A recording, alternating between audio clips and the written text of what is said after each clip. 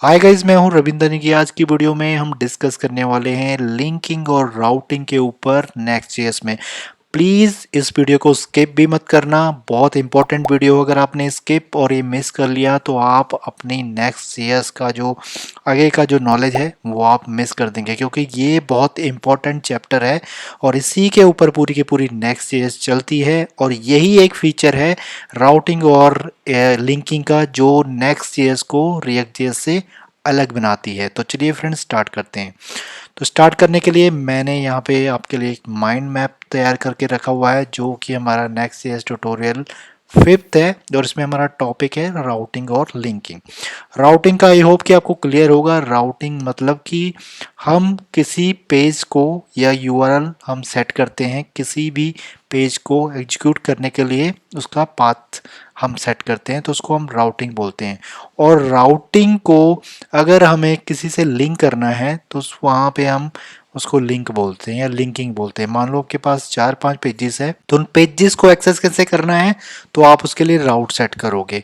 But उस राउट पे जो भी बंदा है आपकी एप्लीकेशन में, वो कैसे पहुंचेगा, वो पहुंचेगा लिंक के थ्रू। तो ये दोनों ही चीज़ें बड़ी इंपॉर्टेंट है किसी भी एप्लीकेशन के लिए। तो चलिए पहले हम राउटिंग पे नज़र मारते हैं।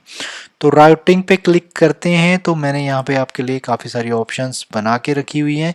तो यहाँ पे सबसे पहले हम क्या करते हैं, इस पे राउटिंग को समझते हैं कि राउटिंग चलती कैसे है नेक्स्ट.जेएस में। तो सबसे पहले जो आइटम है वो है फाइल सिस्टम बेस्ड राउटिंग, यानी कि नेक्स्ट.जेएस में जो राउटिंग सेट होती है वो फाइल सिस्टम बेस है। रिएक्ट.जेएस की तरह नहीं है कि आपको कोई पैकेज यूज़ करना पड़ता है देन आपकी मैनुअल आपको राउटिंग बनानी पड़ती है। तो फाइल सिस्टम बेस्ड राउटिंग का क्या मतलब है कि हम चलते हैं वापस यहाँ पे वीएस कोड में। पेजेस के अंदर हमें एक पेज बनाना पड़ता है, जैसे कि मैं यहाँ पे एक बना लेता हूँ blog.js। तो कहने का मतलब है अब ये एक फाइल बन चुकी है, तो इस फाइल के थ्रू हमारा जो नेक्स्ट.जेएस का पेज है वो एक्सेस हो जाता है। जैसे कि नेक्स्ट.जेएस के अंदर पेजेस के अंदर हम कोई फाइल बनाते हैं, उस फाइल का नाम अगर हम उस ब्राउज़र पे लिखेंगे तो वो पेज एक्सेसिबल हो जाता है या वो एग्जीक्यूट हो जाता है। तो मैं अबाउट अस का पूरा कोड कॉपी कर लेता हूँ और इसको ब्लॉग बना देता हूँ, तो हम थोड़ा सा यहाँ पे समझ पाएंगे कि ये कैसे एग्जीक्यूट होता है। तो ये मैंने बना दिया है इसको ब्लॉग पेज, और यहाँ पे भी मैं इसका पूरा डाटा कर देता हूँ रिमूव। तो ये मैंने डाटा रिमूव कर दिया है। वापस चलते हैं यहाँ पे। तो यहाँ पे मैं लिखता हूँ ब्लॉग। तो जैसे ही ब्लॉग लिखता हूँ तो आप देख सकते हैं कि ब्लॉग चल गया है। तो कहने का मतलब ये था कि आपने फाइल बनाई, उसमें अपना जो भी कंटेंट डालना था वो डाला, और साथ के साथ आपने जस्ट उसको उस फाइल के थ्रू एक्सेस किया तो वो आपका चल गया। तो कहने का मतलब है यहाँ पे सारी की सारी जो राउटिंग है वो फाइल बेस है। जो वो फाइल भी आप बनाओगे, जो फोल्डर भी बनाओगे, उस लेवल पे आप उसको एक्सेसिबल कर सकते हो। तो इसका मतलब है ये राउटिंग नेक्स्ट.जेएस की फाइल सिस्टम बेस है। तो यहाँ पे ये वाला पॉइंट आपका आई होप क्लियर हो चुका होगा। यहाँ पे मैंने एग्जांपल के लिए ब्लॉग रखा हुआ है और ब्लॉग की एग्जांपल हमने दे दी है। इसके बाद यहाँ पे 3 अदर ऑप्शंस हैं जहाँ पे हम जिससे हम और भी फीचर हैं जो राउटिंग के वो यूज़ कर सकते हैं। तो पहला जो सेकंड नंबर का है वो है इंडेक्स राउट। अब इंडेक्स राउट से क्या मतलब है, जैसे कि आपको मैंने यहाँ पे बताया blog.js बनाया हमने, बट अब यहाँ पे मैं एक और वे से ब्लॉग को एक्सेस कर सकता हूँ। उसमें मुझे क्या करना पड़ेगा, इसको यहाँ पे मैं इस फोल्डर के अंदर एक फोल्डर बनाता हूँ ब्लॉग, और इस वाली फाइल को मैं जस्ट मूव कर देता हूँ इस ब्लॉग वाले फोल्डर में। तो अब ये ब्लॉग के अंदर ब्लॉग है, राइट। तो ब्लॉग के अंदर ब्लॉग है, तो इसको अगर मैं इंडेक्स फाइल बना देता हूँ, राइट, और यहाँ पे आप चेंजेस भी देख सकते हैं। मैं यहाँ पे कुछ लिख देता हूँ ब्लॉग टाइटल, ताकि हमें पता लग जाए कि एग्जीक्यूट हो रहा है कि नहीं हो रहा है। वापस चलते हैं यहाँ पे। अभी ये नॉट फाउंड हो गया क्योंकि उससे ब्लॉग वहाँ पे मिल नहीं रहा है। रिफ्रेश हुआ बट आप देख सकते हैं कि उसने एक्सेसिबल कर लिया। तो कहने का मतलब ये है इंडेक्स राउट में क्या है कि अगर आप कोई भी फोल्डर बनाते हैं, मान लो मुझे एक पेज बनाना था या उसका पाथ बनाना था ब्लॉग, तो ब्लॉग बनाने के 2 वे हैं। या तो आप पेजेस के अंदर वो फाइल बना लो जैसे कि हमने अबाउट अस पेज के कॉरेस्पॉन्ड किया था।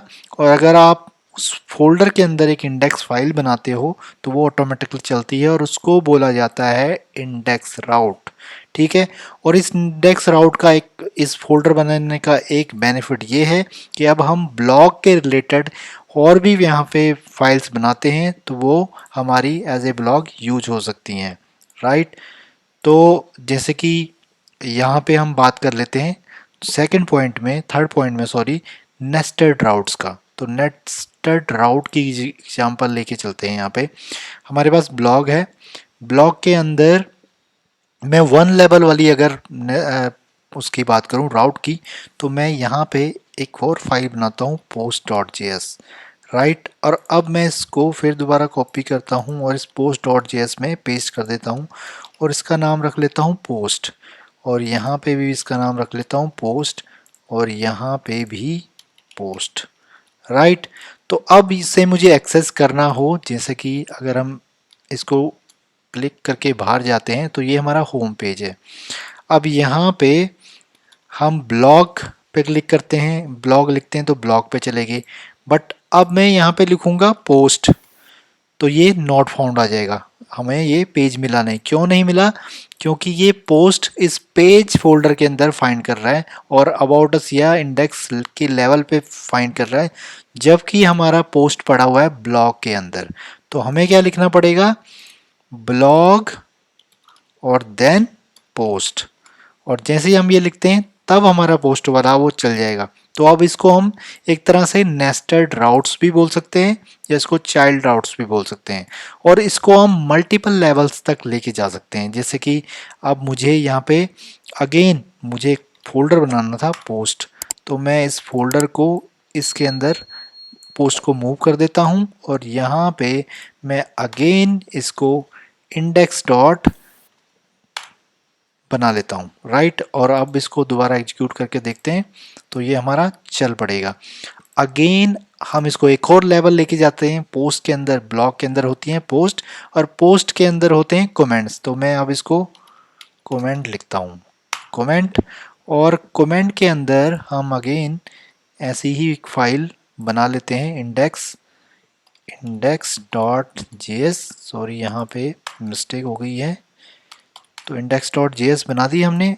अगेन दोबारा इसको कॉपी करते हैं और यहाँ पे पेस्ट करते हैं और यहाँ पे कमेंट लिख लेते हैं और इस कमेंट को भी यहाँ पे पेस्ट कर लेते हैं, यहाँ पे भी कमेंट लिख लेते हैं। अब यहाँ पे वापस चलते हैं, रिफ्रेश करते हैं तो अब हमारा फर्स्ट लेवल हो गया ब्लॉग, सेकंड लेवल हो गया पोस्ट और थर्ड लेवल हो गया कमेंट।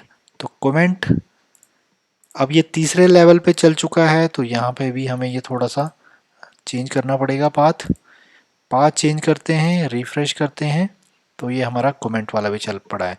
तो इसको हम बोलेंगे फ्रेंड्स नेस्टेड राउट्स, क्योंकि ये मल्टीपल लेवल तक हैं और ये लेवल हमारे आगे आगे भी बढ़ सकते हैं। तो यहाँ पे काफ़ी सारे क्वेश्चन आ जाते हैं डायनेमिक राउट्स में, क्योंकि ये तो अभी स्टैटिक था। तो अभी ये नेस्टेड राउट की एग्जांपल यही थी, मैंने डैशबोर्ड सेटिंग के साथ बनाया था। तो आपको क्लियर हो गया है फाइल सिस्टम बेस्ड राउटिंग, आपको क्लियर हो गया है इंडेक्स बेस्ड राउटिंग, आपको क्लियर हो गया है नेस्टेड बेस्ड राउटिंग। राइट। तो अब हम आते हैं डायनेमिक राउट्स पे। सो डायनेमिक राउट करने के लिए हमें काफ़ी चीज़ें करनी पड़ती हैं, बट उससे पहले उसकी एग्जांपल्स देख लेते हैं।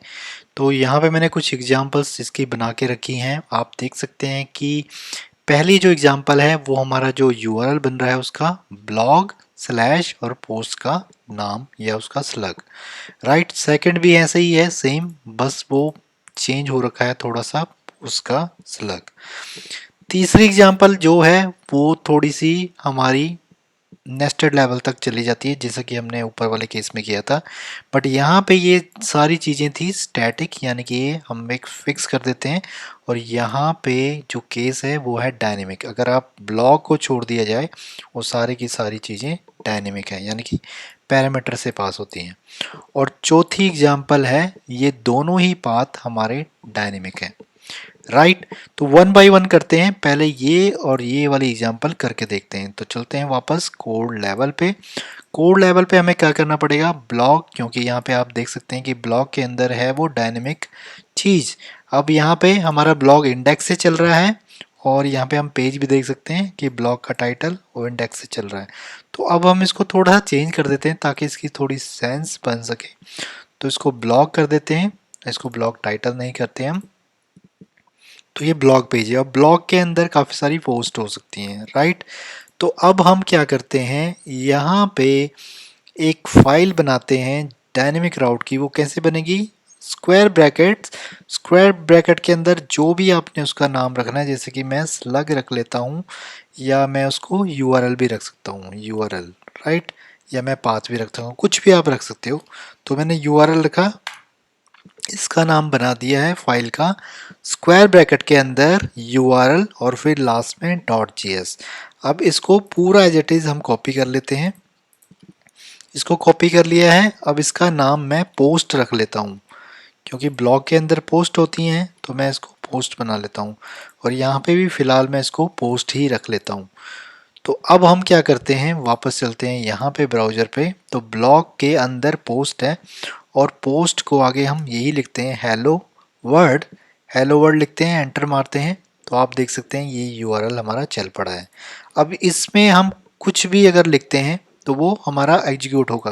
बट आप देख सकते हैं कि मैं जो भी चेंज कर रहा हूँ यूआरएल में, हमारा पेज वही चल रहा है, डाटा कुछ भी चेंज नहीं हो रहा है। अब हम इस टाइटल को चेंज करते हैं इसके थ्रू। तो यहाँ पे हमें क्या करना पड़ेगा, एक पैकेज इंपोर्ट करने का पड़ना पड़ेगा नेक्स्ट जेएस का। तो वो आएगा फ्रॉम, कहाँ से, नेक्स्ट राउट से। नेक्स्ट राउट करके एक पैकेज है और इसका एक हुक्स यूज कर लेते हैं, यूज राउट, राउटर सॉरी। तो यूज राउटर को कॉपी करेंगे और यहाँ पे लिखेंगे एक एक हम यहाँ पे राउट बना लेते हैं कांस्टेंट, और यहाँ पे यूज, और देन यहाँ पे एक और करते हैं, यहाँ पे इसको हम एक्सट्रैक्ट कर लेते हैं। तो एक्सट्रैक्ट क्या करेंगे, पैरामीटर, और वो पैरामीटर गेट कैसे होंगे, जो राउट हमने ये बनाया है वेरिएबल, उस राउट को लिखेंगे डॉट क्वेरी प्रॉपर्टी होती है, दैट्स इट। अब यहाँ पे क्वेरी के बाद हमको मिलेगा क्या, यूआरएल जो हमने यहाँ लिखा हुआ है। तो आप उस यूआरएल को यहाँ पे भी लिख सकते हो या आप इसको राउट डॉट क्वेरी डॉट यूआरएल भी लिख सकते हो। तो जैसे ही आपको ठीक लगता है आप कर सकते हैं। इस यूआरएल को मैं यहाँ पे प्रिंट कर लेता हूँ और यहाँ पे प्रिंट करने के लिए मुझे कर्ली ब्रेसेस यूआरएल। वापस चलते हैं ब्राउज़र पे। तो आप देख सकते हैं जो चीज़ ये आ रही है, यानी कि ये डायनेमिक पैरामीटर है, जो यहाँ से कुछ भी पास करेगा तो वो यहाँ पे इजीली एक्सेसिबल हो जाएगा और इसको हम अपने लॉजिक में या एपीआई कॉल के लिए यूज़ कर सकते हैं इस पैरामीटर को। तो ऐसे हम अपने पेज को डायनेमिक बना सकते हैं। तो आई होप कि आपको ये और ये दोनों राउटिंग डायनेमिक क्लियर हो चुके होंगे। अब आते हैं हम तीसरे वाले पे। अब तीसरे वाले के केस में क्या है, आप देख सकते हैं कि वन, ये तो स्टैटिक है ब्लॉक, फिर ये डायनेमिक है, ये भी डायनेमिक है, ये भी डायनेमिक है। अब इसको किस तरीके से बनाया जाए, राइट। तो यहाँ पे एक वे तो ये है कि इसके अंदर डायनेमिक फोल्डर बनाए जाएं, उस तरीके से हम कर सकते हैं। दूसरा, यहाँ पे इस फाइल का ही यूज लिया जाए। अब वो फाइल का यूज हम किस तरीके से ले सकते हैं, उस फाइल का यूज हम इस तरीके से ले सकते हैं। इसको करते हैं डबल क्लिक। तो यहाँ पे हमने ऐड कर दिए हैं 3 डॉट्स, और इन 3 डॉट्स का क्या मतलब है अभी मैं आपको दिखाता हूँ। तो जब आप यहाँ पे आप कुछ भी लिखेंगे, मान लो मैंने टेस्ट लिखा, अगेन मैं लिख देता हूँ यहाँ पे टेस्ट 2, और यहाँ पे लिख देते हैं हम क्वेरी स्ट्रिंग डाल के एक्शन इक्वल टू टेस्ट। अब यहाँ पे ये टेस्ट और ये हेलो वर्ड टेस्ट 2 भी आ गया, बट ये वाला एक्शन यहाँ पे नहीं आया। तो इसको इंस्पेक्ट करके देख लेते हैं और यहाँ पे देखते हैं कंसोल करवा के। तो कंसोल करवाने के लिए हमें यहाँ पे कंसोल डॉट लॉग लिखना पड़ेगा और यहाँ पे यूआरएल। तो यूआरएल हमने लिख लिया है, इसको कर लेते हैं रिफ्रेश। रिफ्रेश किया तो आप देख सकते हैं ये तीनों पैरामीटर उस एरे में आ रहे हैं अलग अलग से।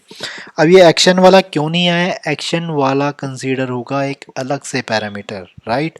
तो या तो हम ऐसे कर सकते हैं कि इस एक्शन को यहाँ पे लिखा जाए एक्शन, और देन इस एक्शन को भी यहाँ से कोमा डाल के डाला जाए। तो अब हम यहाँ पे देखेंगे तो टेस्ट आ जाएगा। तो कहने का मतलब है या आप इसको सेपरेट आउट करो या इस पूरे राउट को आप यहाँ पे इसको प्रिंट करवाओ। अब इसको रिफ्रेश करते हैं तो आप देख सकते हैं अब ये जो हमने यहाँ पास किए हैं, ये एक्शन वाला जो पैरामीटर है वो अलग आया है और जो यूआरएल के अंदर उसके अदर जो पैरामीटर बन रहे हैं वो उसके अंदर आए हैं। तो इस तरीके से हम यहाँ पे काम ले सकते हैं और काम कर सकते हैं। तो ये सारे पैरामीटर आपके इस तरीके से चल सकते हैं, राइट। तो आई होप कि आपको ये तीसरा वाला जो एग्जाम्पल था ये भी समझ में आ चुका होगा। अब इसी एग्जाम्पल की एक और एग्जाम्पल है, बट वो उस केस में है जिस केस में आपको सिर्फ और सिर्फ वो ही फाइल करनी है यूज़। कहने का मतलब ये है कि मान लो अगर हमने लिखा ये हेलो वर्ड, तो तब भी हम ये वाली फाइल यूज़ करें या हम इसकी बात भी कर सकते हैं। ब्लॉग ब्लॉग लिखा है तब भी हमारी वही वाली फाइल यूज़ हो, हमने ये लिखा है तब भी वही वाली फाइल यूज़ हो, अब मैंने ये लिखा है तब भी वही वाली फाइल यूज़ हो। तो ऐसा अगर करना हो तो कैसे कर सकते हैं? उसके लिए हमें क्या करना पड़ेगा, इस इंडेक्स को करना पड़ेगा डिलीट। इसको मैं कर लेता हूँ डिलीट और ये यूआरएल्स एज इट इज़ रहेगा, ऐसे ही रहेगा बिल्कुल। अभी आप यहाँ पे वापस जाएंगे, हम इनको रिफ्रेश करेंगे तो ये चलेगा, राइट। बट अगर हम इसको ऐसे करेंगे तो ये अब नॉट फाउंड आएगा इसमें, क्योंकि इसको ब्लॉग वाला यूआरएल नहीं मिल रहा है। इस चीज़ को करने के लिए जैसे ये होगी हमारी नेस्टेड राउटिंग भी बोल सकते हैं इसको, या कैच ऑल राउटिंग भी बोल सकते हैं, क्योंकि ये सारे पैरामीटर ही कैच कर रही थी जो हमसे पास कर रहे थे, राइट। और अब जो मैं बताने वाला हूँ वो है ऑप्शनल कैच राउट।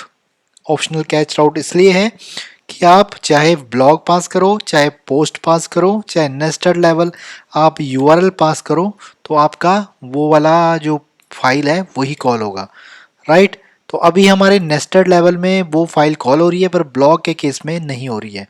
तो उसके लिए हमें ज़्यादा कुछ नहीं करना है, इसको करना है डबल क्लिक, यहाँ पे एक और ब्रैकेट ऐड कर देनी है, बस दैट्स इट, काम हो गया। अब वापस यहाँ चलते हैं तो यहाँ पे आप देखते हैं ये वाला हमारा चल पड़ा है। ब्लॉक के केस में भी यही फाइल चल रही है और पैरामीटर यानी कि पोस्ट के केस में भी आप देखोगे तो यही फाइल चल रही है। नेस्टेड पैरामीटर के केस में भी देखोगे तो यही एक सेम फाइल चल रही है और इसमें क्वेरी स्ट्रिंग भी आप एक्शन या जो भी हम लगाना चाहते हैं वो भी लगाएंगे तो तब भी यही फाइल चल रही है। तो है ना कमाल की बात। तो इसको बोलते हैं ऑप्शनल कैच राउट, कैच ऑल राउट्स, क्योंकि सबको कैच कर रहा है।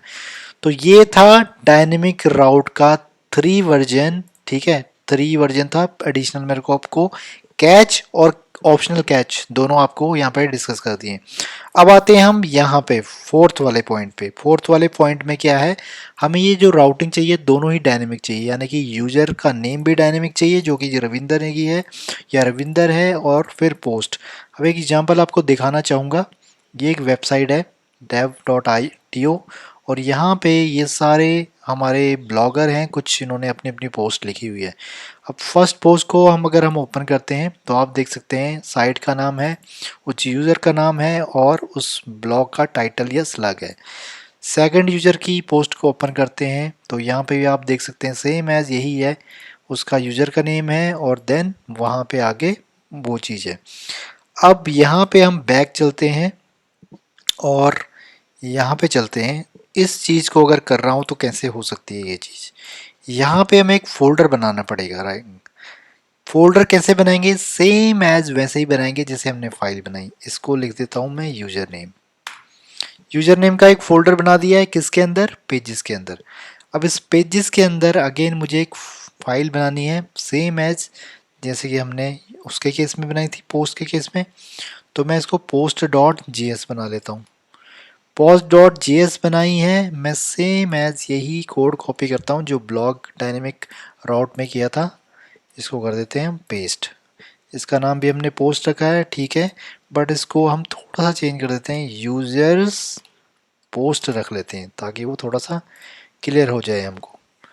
ये हमने रख लिया है इसका नाम और थोड़ा सा इसको चेंज भी करते हैं, शायद यहाँ पे ये। अब वापस चलते हैं यहाँ पे अपने, तो ये यूआरएल वाला तो चल रहा है। अब मैं यहाँ पे क्या करता हूँ, रवि लिख देता हूँ। रवि लिखा तो नॉट फाउंड आया, राइट। अब यहाँ पे मैं अगेन लिख लेता हूँ हेलो, एंटर मारता हूँ तो आप देख सकते हैं ये पोस्ट मेरा चल चुका है। और कौन सा चला है, यूजर पोस्ट। तो इस तरीके से आप यूजर के लिए भी पोस्ट वाला जो पैनल है या स्क्रीन है वो बना सकते हैं, पेज बना सकते हैं। ये सेम एज हमारा dev डॉट टी के जैसा बन चुका है। तो आप इस तरीके से राउटिंग हैंडल कर सकते हैं अपने नेक्स्ट.js में। तो पहला हमने क्या किया है, फाइल सिस्टम बेस राउटिंग की है। सेकंड हमने इंडेक्स बेस राउटिंग की है। थर्ड हमने नेस्टेड राउटिंग की है, कितने भी लेवल पे राउटिंग हो सकती है, आप फोल्डर वाइज को मैनेज कर सकते हैं। फोर्थ हमने किए हैं डायनेमिक राउटिंग। डायनेमिक राउटिंग के अंदर की है एक फर्स्ट लेवल वाली राउटिंग, जो कि फोल्डर के अंदर कोई फाइल बना के हम कर सकते हैं और आईडी या कोई भी पैरामीटर हो उसको, उस फाइल को डायनेमिकली हम यूज कर सकते हैं। सेकंड हमने किया कि फाइल तो डायनेमिक थी but nested routing with the help of dynamic routing.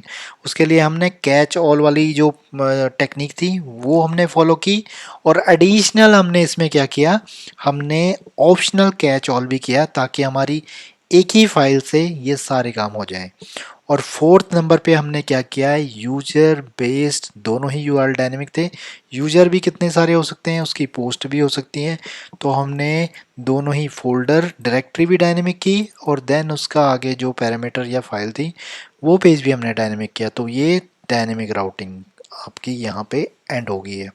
इसके अलावा एक कस्टम राउटिंग भी होती है, वो हम नेक्स्ट.js के एडिशनल फीचर में देखेंगे, क्योंकि वो टेक्निक उस केस में यूज होती है जहाँ पे आपकी जो राउटिंग है तो नेक्स्ट.js से हैंडल नहीं हो रही है, तो आप फिर एक्सप्रेस.js का यूज लेके नेक्स्ट.js के राउटिंग को इनहेरिट कर सकते हो और कैसी भी मर्जी राउटिंग बना सकते हो। मैंने बहुत बार ये राउटिंग बनाई है, तो आने वाली वीडियोस में आपको भी उसके बारे में ज़रूर बताऊंगा। तो आगे हम करते हैं नेक्स्ट टॉपिक पे बात, और जो नेक्स्ट टॉपिक है हमारा इसको कर लेते हैं क्लोज। तो अगर आपको ये फाइल चाहिए तो मुझे बता देना। और यहाँ पे आते हैं हम लिंकिंग में। तो लिंकिंग हमारा नेक्स्ट टॉपिक है। और लिंकिंग, और इस वीडियो के लिए बोलना चाहूँगा फ्रेंड्स, अभी तक आप बने रहे हैं तो आगे भी इसमें बने रहो, क्योंकि ये टॉपिक भी बहुत इंपॉर्टेंट है और इसको मिस मत करो। टाइम बहुत ही थोड़ा रह गया है बस इसको डिस्कस करने के लिए, बहुत ही फटाफट हो जाएगा। पर वीडियो ज़रूर देखना और लाइक्स और कमेंट्स ज़रूर दे दिया करो फ्रेंड्स, मेरी मोटिवेशन बढ़ती है ताकि मैं अच्छी अच्छी वीडियो लाता रहूं और आपकी नॉलेज बढ़ाता रहूं। तो आते हैं हम लिंकिंग पे। तो हमने यहाँ पे देखा कि राउट हमारे बन चुके हैं। हम जो भी पेज ओपन कर रहे थे उसको बस क्लिक क्लिक करके हम ओपन नहीं कर रहे हैं, हम यहाँ पे इसको बार बार टाइप करके लिख रहे हैं। अब यहाँ पे हमने क्या कर रखा है, काफ़ी सारे लिंक बना रखे हैं, तो क्यों ना इनको लिंक किया जाए, राइट। तो वापस चलते हैं यहाँ पे। तो यहाँ पे हमें क्या करना पड़ेगा लिंक के लिए, वैसे तो मैं आपको ऑलरेडी बता चुका हूँ, बट ये वाला जो पोर्शन है वो हम कहीं और करेंगे।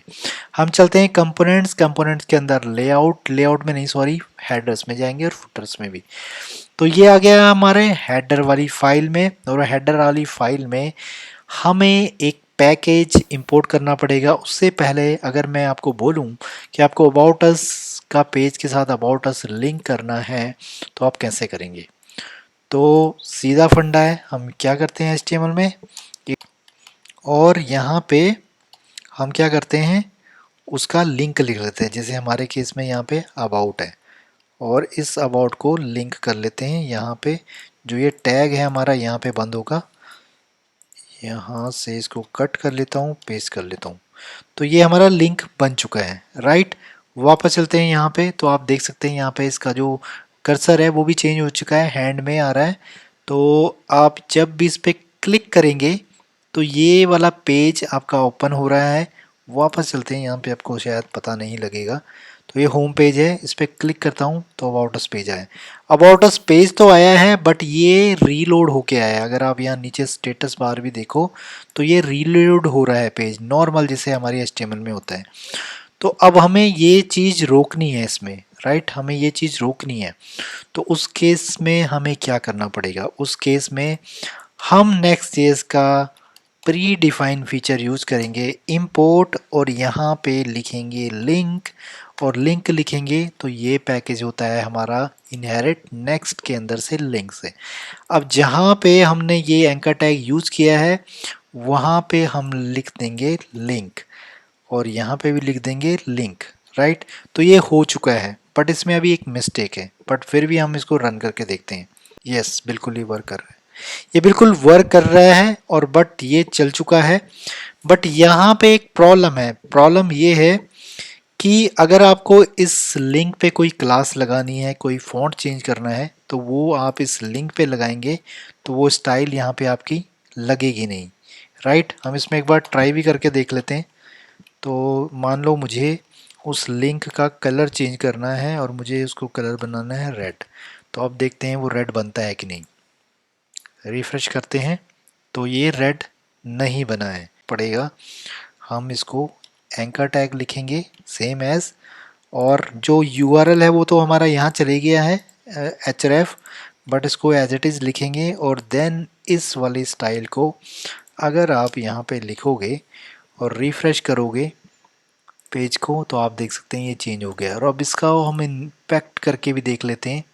तो इंस्पेक्ट करेंगे तो सारा का सारा हमारे उसी एंकर टैग में लगा है, राइट। तो अब इस केस में ये पेज रिफ्रेश नहीं हुआ है, ये नॉर्मल रिएक्ट की तरह बड़ी फ्रिक्वेंटली इधर से उधर मूव हो रहा है। अब यही चीज़ हम सभी लिंक में कर लेते हैं, यानी कि सभी इनमें कर लेते हैं। इसमें बना लेते हैं होम, इसको कर लेते हैं ऐसा, और फिर आ जाते हैं ब्लॉग, ब्लॉग में भी हम ऐसे ही कर लेते हैं ब्लॉग, और यहाँ पे भी ब्लॉग। तो ये हेडर तो हो गया हमारा डायनेमिक, राइट, और तीनों ही रेड हो चुके हैं यहाँ पे। तो हम इसको हटा लेते हैं, स्टाइल हमें रेड नहीं करना, हमें वाइट ही चाहिए। तो ये हो चुका है हमारा वाइट। तो वाइट करने के बाद हम इसको रिफ्रेश भी कर लेते हैं। अब मुझे होम पे जाना है, बड़ी फ्रीक्वेंटली चल रहा है, अबाउट पे जाना है, ब्लॉग पे जाना है, बड़ी फ्रीक्वेंटली ये मूव हो रहा है, राइट। तो आपको भी ऐसा ही करना है। तो ये था हमारा फर्स्ट लेवल ऑफ लिंकिंग का। अब यही चीज़ या यही कोड मैं कॉपी करके इसको फुटर पे भी रख लेता हूँ, क्योंकि मुझे फुटर पे भी सेम यही लिंक लगाने हैं। तो मैं फुटर पे भी कर देता हूँ उसको पेस्ट। अब यहाँ पे भी हमें इंपोर्ट करना पड़ेगा उस लिंक को, तो इंपोर्ट, और यहाँ पे लिंक, तो इंपोर्ट हो चुका है। और यहाँ पे चलते हैं वापस, फुटर पे देखते हैं होम, अबाउट अस, अबाउट में अब फुटर है नहीं, ब्लॉग में देखते हैं, ब्लॉग में भी फुटर नहीं है। तो अब हम इन दोनों ही लेआउट में चेंज कर लेते हैं। यहाँ पे हम लेआउट को मेन लेआउट इंपोर्ट कर लेते हैं, और इस मेन लेआउट में क्योंकि फुटर लगा हुआ है तो ये मेन लेआउट यहाँ पे भी कर लेते हैं, और अबाउट अस में भी कर लेते हैं। तो अबाउट अस और ब्लॉग में अब सेम लेआउट हो गया है, और होम पेज में भी थोड़ा सा इसको कर लेते हैं रीलोड, थोड़ा सा ये टाइम ले लेता है रीलोड करने में। अब यहाँ पे आप देख सकते हो हेडर फुटर अब सेम हो चुका है, लिंक सेम हो चुके हैं। होम पे चलते हैं, अबाउट पे चलते हैं, ब्लॉग पे चलते हैं। अब ये काम तो हमारा हो चुका है, राइट, यानी कि जो इसको बोलते हैं हम स्टैटिक लिंकिंग। तो स्टैटिक लिंकिंग हमारी कंप्लीट हो चुकी है लिंक वाले पोर्शन में। अब आते हैं हम डायनेमिक लिंकिंग पे। अब डायनेमिक लिंकिंग का क्या मतलब है? डायनेमिक लिंकिंग का मतलब ये है फ्रेंड्स कि किसी केस में आपने उसे लिंक नहीं बनाना है, आपको उसे रीडायरेक्ट करवाना है, यानी कि आपका कोई मेथड है और उस मेथड से आपने उसको रीडायरेक्ट करवाना है। तो वो कैसे करोगे? जैसे कि अगर मैं होम पेज की बात करूं, या मैं अबाउट अस पेज की बात करता हूं।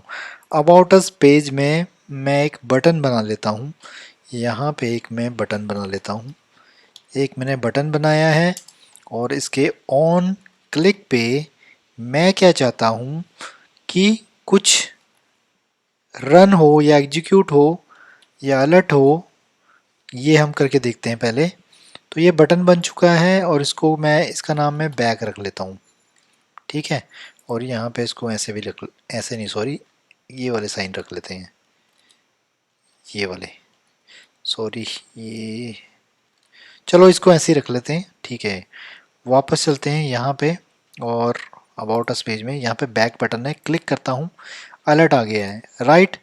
अब मुझे क्या करना है, जैसे कि होम पे क्लिक कर रहा हूँ या अबाउट अस पे क्लिक कर रहा हूँ तो होम पेज भेजना है मुझे। तो लिंक, एक वे तो था लिंक के थ्रू, बट मुझे लिंक के थ्रू नहीं भेजना है, मुझे किसी मेथड के थ्रू भेजना है। अब ये मेथड ऐसे भी तो हो सकता है, जैसे कि अगर हम इसको करें बैक करके, हमने एक मेथड बनाया और वो मेथड हम यहाँ पे बना लेते हैं, राइट। जैसे कि यहाँ पे कॉन्स्ट और बैक और यहाँ पे इक्वल टू और ये और ये और ये, ऐसे हमने बनाया है, राइट। अब ये अलर्ट हम यहाँ पे भी लिख सकते हैं, जैसे कि हम अभी लिख ही रहे थे। तो ये अलर्ट हमने यहाँ पे लिखा और वापस चलते हैं अबाउट अस में, बैक पे क्लिक करते हैं तो ये अलर्ट हमारा आ रहा है।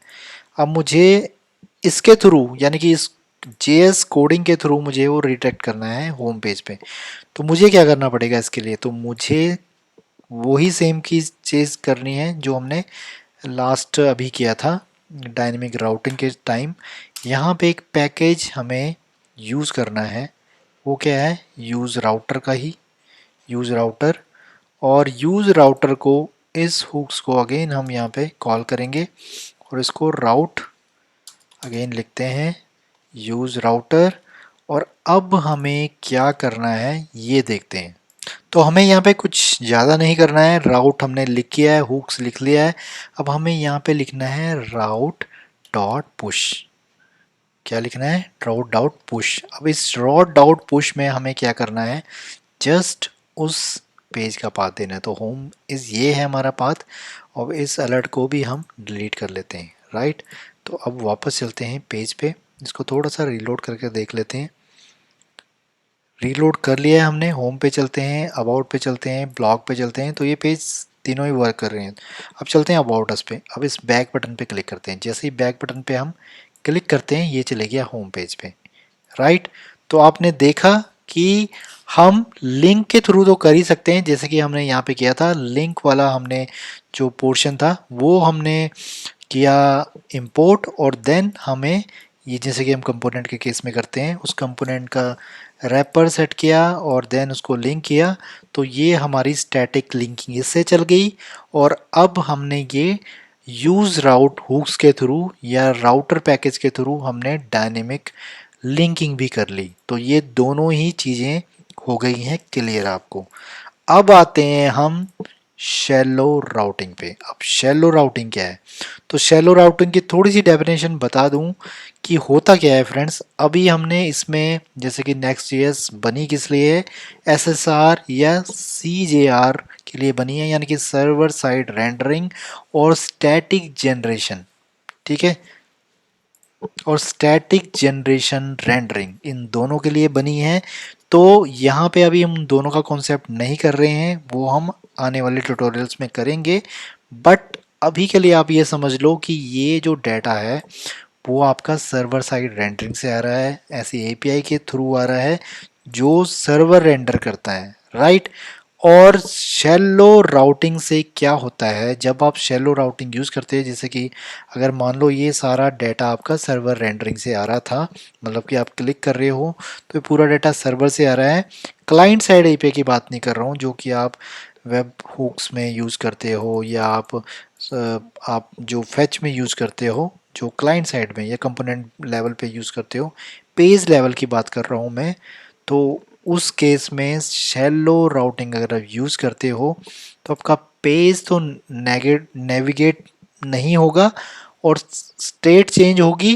पेज नेविगेट भी कर सकते हो, बट वैसे अगर हम प्रॉपर शैलो राउटिंग की बात करें तो पेज का यूआरएल चेंज होगा, यानी कि ये जो आपके एड्रेस बार में यूआरएल चेंज होगा, बट जो पेज का कंटेंट है वो एज इट इज़ रहेगा। यानी कि आपकी स्टेट चेंज हो सकती है, आपके क्वेरी पैरामीटर चेंज हो सकते हैं, आपका यूआरएल चेंज हो सकता है, बट आपका जो पेज का कंटेंट है वो स्टिल रहेगा। हाँ, वो अलग बात है अगर आप उसको रिफ़्रेश करोगे तो रिफ़्रेश करने के बाद वो आ सकता है, बट रन टाइम में जैसे कि हम इसको बैक कर रहे हैं या क्लिक कर रहे हैं, ऐसा कोई आप एक्शन करते हैं तो उस केस में शैलो राउटिंग का जो फीचर है वो आपको अलाउ नहीं करेगा। और ये बना क्यों है, ये बना क्यों है, इसलिए शैलो राउटिंग की अगर मैं एग्जांपल बताऊं तो इंस्टाग्राम एक बहुत अच्छी एग्जांपल है। जैसे कि हम इंस्टाग्राम में कोई पेज ओपन करते हैं और देन किसी की पोस्ट पे आप क्लिक करते हो तो वो पोस्ट खुल जाती है और उसका यूआरएल भी चेंज हो जाता है, राइट। बट जैसे ही आप उसको क्लोज करते हो तो वो उसी पेज में ही रहता है। तो उसमें क्या होता है कि जब आप उसी पेज में रहते हो तो जो आपकी एपीआई कॉल थी या आपका जो जो डाटा उसने लेके आना था सर्वर से, वो दोबारा एपीआई कॉल नहीं होती है और वो उसको स्टिल वहीं पे रोक के रखती है, जस्ट यूआरएल चेंज होती है। बट इस इन केस आप उस यूआरएल को कॉपी करते हो और किसी को सेंड करते हो तो वो URL as it is work करेगा, क्योंकि तब वो नॉर्मली बिहेव करेगा जैसे कि वो यूआरएल कर रहा था।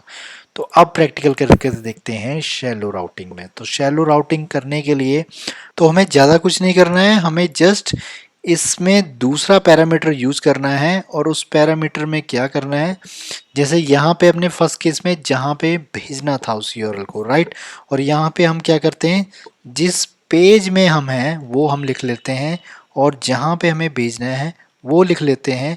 और यहाँ पे एक ऑब्जेक्ट में हम पास करके लिखेंगे शैलो और यहाँ पे ट्रू, राइट। इतना सा काम था, बस हो चुका है। अब वापस चलते हैं यहाँ पे, इसको मैं रिफ्रेश करके भी देख लेता हूँ ताकि कोई भी प्रॉब्लम यहाँ पे लगे ना। आप देख सकते हैं हम हैं अबाउट अस पेज में, राइट। और जैसे ही मैं इसको करता हूँ बैक, तो बैक कर लिया, आप देख सकते हैं यूआरएल भी चेंज हो चुका है ऊपर वाला, बट ये पूरे का पूरा कंटेंट वहीं पे है। अब मैं इसको करता हूँ, जैसे ही रीलोड करूँगा तो ये होम पेज पे आ जाएगा क्योंकि यूआरएल चेंज हो चुका था, राइट। तो ये बेनिफिट है शैलो राइटिंग का। आप इसमें मल्टीपल चीज़ें भी कर सकते हैं। आप इसको चाहे ऐसे ही लिख सकते हैं, कोई पैरामीटर भेज सकते हैं, जिस मर्जी जो मर्जी आप इसमें कर सकते हैं, राइट। तो कुछ आप इस तरीके से भी कर सकते हैं, जो भी आपने जो कुछ भी करना है आप कर सकते हैं। वापस चलते हैं यहाँ पे मैं लिखता हूँ तो उसके साथ पैरामीटर ऐड हो गया है। तो इस तरीके से आपका जो शैलो राउटिंग है वो यूज होता है। तीनों ही टेक्निक, तीनों ही वे मैंने आपको डिस्कस कर दिए हैं लिंकिंग के थ्रू। और वीडियो ज़रूर ज़रूर लंबा है फ्रेंड्स, बट ये वीडियो अगर आप देख लोगे तो आपको राउटिंग और लिंकिंग क्लियर हो जाएगी और कभी भी आपको प्रॉब्लम नहीं आएगी नेक्स्ट जेएस में। आप इजीली कोई भी राउट या कोई भी यूआरएल आपने बनाना हो, कैसे भी कस्टमाइज यूआरएल आपने बनाना हो, अगर आप ये वीडियो देख लोगे तो आप इजीली बना पाओगे। क्योंकि ये राउटिंग वाला कॉन्सेप्ट हमें एपीआई के केस में भी हमें हेल्प करेगा, क्योंकि फर्दर हमें ये एपीआई वाला कॉन्सेप्ट भी एक्सप्लोर करना है।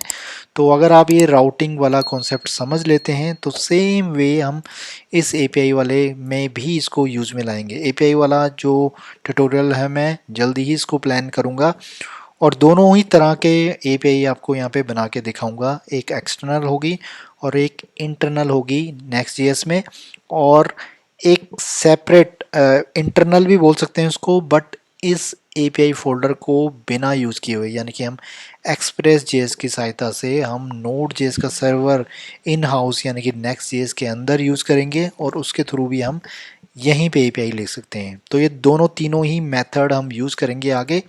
बट आज के लिए इतना ही। वीडियो ज़रूर लंबा है, ज़रूर देखिए, पूरा वीडियो देखिए और लाइक और कमेंट करना मत भूलिए। अगर लाइक तो करना मत भूलेगा फ्रेंड्स, क्योंकि उसी से ही मुझे थोड़ा सा बहुत सपोर्ट मिलेगी। अभी मैं फ़िलहाल कुछ नहीं कर रहा हूँ, आप लोगों के लिए सिर्फ कंटेंट बना रहा हूँ।